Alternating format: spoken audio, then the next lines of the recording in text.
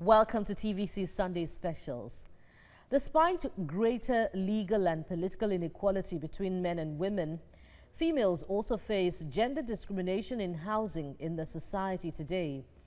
Though majority of homeless people are still men, women continue to face more difficulty than their male counterparts in occupying healthy and comfortable homes. TVC News' Sharon Ijasan reports that this trend rises from enduring traditions and long-standing legal distinctions in which representation of feminine and masculine affect availability of housing for women and men. It's believed that a great number of landlords in Nigeria suspect single women of being prostitutes, making it difficult for them to rent apartments. Peace Nwajobi, a successful esthetician and a beauty therapist lady, never thought that she would be sleeping on a friend's couch after 5 months of apartment hunting in Lagos in southwestern Nigeria. She had moved to Lagos after completion of her studies. Despite being financially independent, she struggled to find an apartment in the middle and upmarket areas because she was single. The landlords were like, no, 3-bedroom apartment, single girl, what do you want it for? Can you be able to pay? You know, we went to like 10 different houses. It's either they are being tribalistic or they are saying she can't afford to pay the next rent, even though she's able to pay. They just have this sense of this lady will not be able to pay the rent, or maybe she would have to have some different men, you know, in the apartment, and that would not be good for her. Many landlords and agents expressed preference for what they call decent people and the belief that men have more money. This is the position of Olayinka Ajiboye. He affirms that a lady must present a man before she can get an apartment. Number one, why will we rent a house to a woman? A man is the head of the family. It is difficult for them to pay rent. It is better dealing with men. But if there is a middleman and shorty, maybe we will rent the house to them.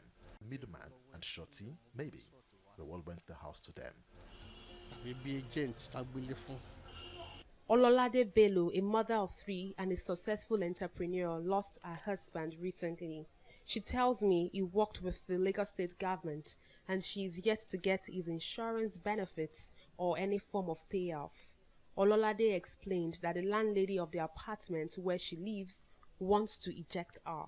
The same month I lost my husband, she came visiting, and on that our first visit, I got the shocking of my life, and I know I may not really have it cool or nice with her, because right that day she told me she doesn't think I could stay in this house, that I might not be able to afford the rent. She might be right anyway, but I wasn't expecting it so quick for the fact that our rent is not due yet. Affordable housing is considered a major challenge in urban areas with large population like that of which you'll find in Lagos, Nigeria. From my findings, discrimination comes in many different forms, but the most common of it all is gender discrimination against single ladies, single mothers, and widows. From research, legislative reforms in the 21st century led to reduction in legal discrimination between male and female occupants of houses in developed countries. But the question of income remains where the gender pay gap continues to contribute to greater insecurity for women. Women rights activists speak on the trend. There's a need for a bill to be passed that will spell out what will happen if anyone suffers discrimination. I tell you that this discrimination can lead to suicide, it can lead to low self-esteem, and apart from that, it could also hurt psychologically. So when we talk about violence, some of the violence I will talk about, some of them are not physical, some cannot even be seen, and the ones that are not seen, it hurts a lot. There is a lot of things that the government can do. I think particularly the Ministry of Housing, in terms of educating people and also letting people know that they can actually take the matter up, also legally. Once they have the quantum of proof that is necessary, to show that they have been discriminated against. For single ladies, single mothers and widows, they want the Lagos State House of Assembly to visit the issue. They want the state government to also provide more houses for citizens.